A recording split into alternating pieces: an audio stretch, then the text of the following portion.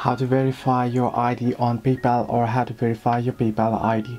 Hello everybody, welcome back to my channel. This is me, Pinbasnet, and today I'll guide you on how you can verify your PayPal ID. Now, first things first, you can simply open up your PayPal account. Once you open up PayPal account and log into your account, if your account isn't verified, you should get a notification pop up right here on the screen. As you can see, submit info to access your funds. To continue having access to your funds, you'll need to submit the info we have requested.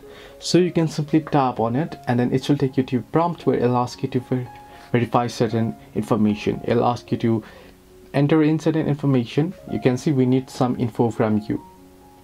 So it'll ask you to upload a photo ID. You want to simply tap on resolve and go ahead and upload a photo ID. Select the document type. It is driver's license, passport, national identity card, official government issued photo, and then tap on add a file and then add the particular file. Make sure the picture is clear and not blurry and then simply tap on submit. Once you do so, your accounts will be verified.